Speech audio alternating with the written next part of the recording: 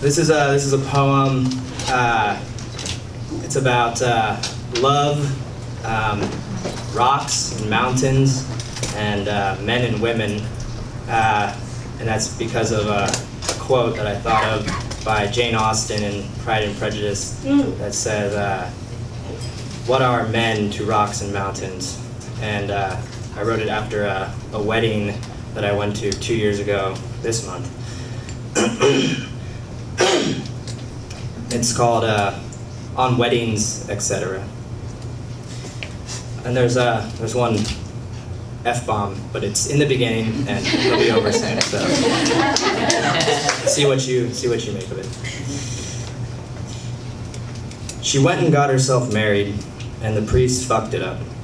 Called her by another girl's name and couldn't find his cell phone right away when it began clamoring loudly somewhere under his flock. Girls are always going and getting themselves married, outside on the lawns next to the buildings which are holding the funerals for their mothers' religions, down the street also from an ice cream parlor, which may be the only sane thing when the sun is at high noon in the high Sierra. Location, location, location. The groom's family flew in from Ohio, and the sun is reducing one of their daughters to a milky white disaster, exposing that her simplicity is not Midwestern charm. She might have to stay back a grade. A reading from the book of Sirach 26:13. She's just pronounced it Sriracha.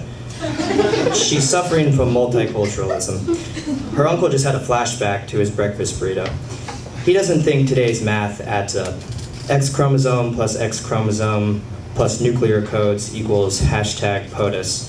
But he's looking on the bright side of things. He's suffering from X chromosome, Y chromosome, and Z. No scales can weigh the worth of her chast. She won't be, at least. She has to survive too. Half the people think they're good Catholics, the other half think they're good apathetics. Hashtag Dunning-Kruger. But one thing makes sense. The priest was once a pastor in the church in the town next to where she grew up. I'm told he likes to preside for a month where people go to vacation in the summer, while the other cleric is on vacation, dutifully presiding over there. Perhaps people are no different than trees. So if a man of God speaks of God, alone in a forest, and no one is around to hear or see him but the trees, does he still? He might as well be a man of rocky road, parentheses, the ice cream, end parentheses, parentheses, a sane thing to be, end parentheses. Then live a life in the forest. People are not trees. I thought of Jane Austen in the gloaming at the reception, and not of her at all, and her unwords, parentheses. Unwords are words produced by a person who dies, end parentheses. The tip of my cigarette described, bracket, the girl in the cowboy hat who wasn't wearing underwear, end bracket, and, bracket, the tall girl who'd been waiting to go on an adventure, end bracket, in the air.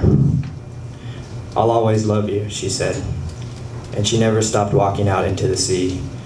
Meantime, in the gloaming, the mountains cut open my heart, parentheses, the dusk, and parentheses, like a jagged indigo knife.